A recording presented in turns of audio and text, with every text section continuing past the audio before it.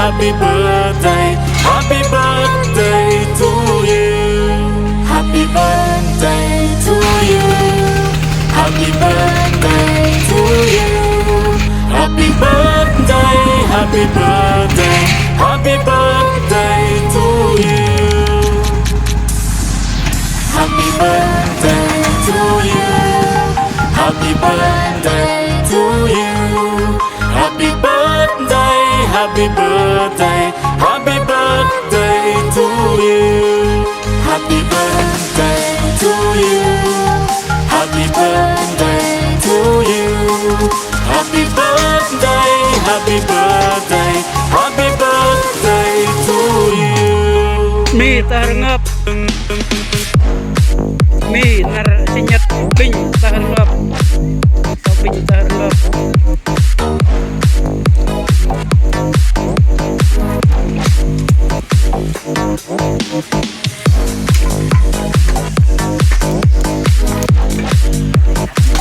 Kamidum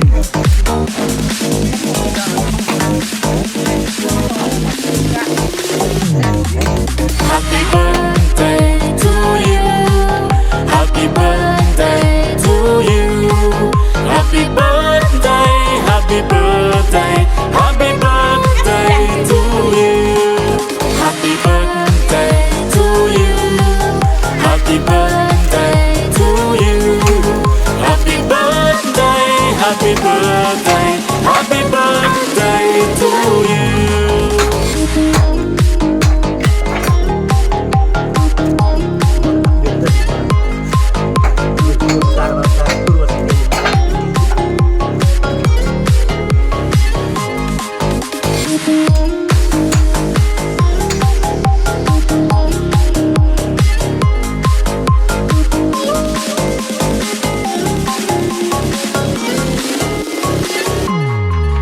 Happy birthday to you. Happy birthday to you. Happy birthday, happy birthday, happy birthday to you.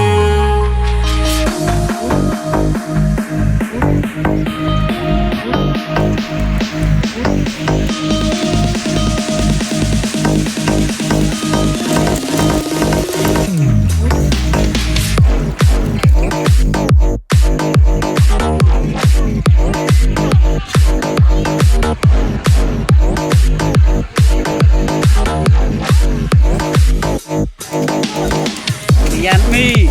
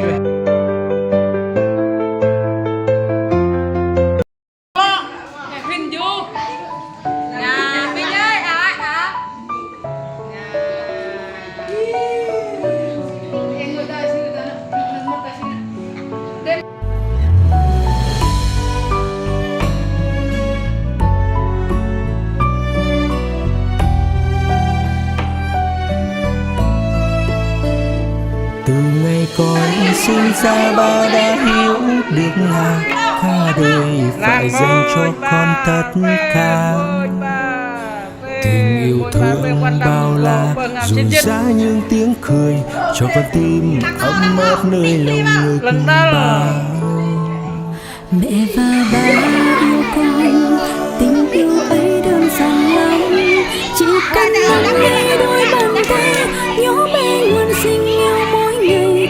Thì ngoài kia dối bao phong ba, vì yêu con đắng cay vất vả cũng gói nhẹ nhàng. Ngày cuộc cưng của ba ơi, bà sẽ mãi là ánh mặt trời, người sáng soi bước đường con đi, dẫu khó khăn cũng không ngại chi. Dù 10 năm, 20 năm, đến trăm năm cũng sẽ như vậy.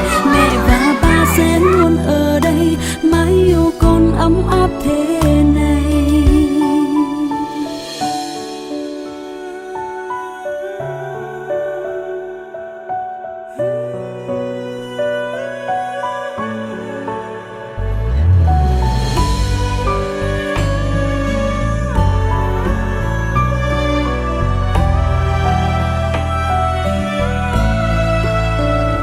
Mẹ và ba yêu con, tình yêu ấy đơn giản lắm, chỉ cần nắm lấy đôi bàn tay nhỏ bé ngoan xinh yêu mỗi ngày. Thì ngoài kia dấu bao phong ba, vì yêu con đắng cay vất vả cũng hóa nhẹ nhàng. Ngày cuộc cưng của ba ơi, bà sẽ mãi là ánh mặt trời, nguyện sáng soi bước đường con đi, dẫu khó khăn cũng không ngại chi. Dù 10 năm, 20 năm, đến trăm năm cũng sẽ như vậy. Mẹ và ba sẽ luôn ở đây, mãi yêu con ấm áp thế này. Này cuộc cưng của bà sẽ mãi là ánh mặt trời, nguyện sáng soi bước đường con đi, dẫu khó khăn cũng không ngại chi. Dù 10 năm, 20 năm, đến trăm năm cũng sẽ như vậy. Mẹ và ba sẽ luôn ở đây, mãi yêu con ấm áp thế này.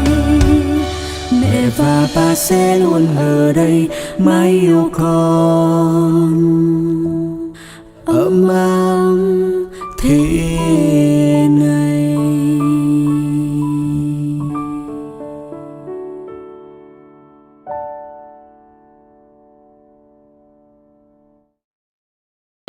le chocolat والبونبون والبوزة كلها تعي شوفي كيف الحيطان صارت كلها ألوان وقعت لي كيف طابلويات ورسمت عالكنبيات لأنك منك معاهم بدي أطلع على البلكون قولي لي ماما لوين بديني ورحتي لوين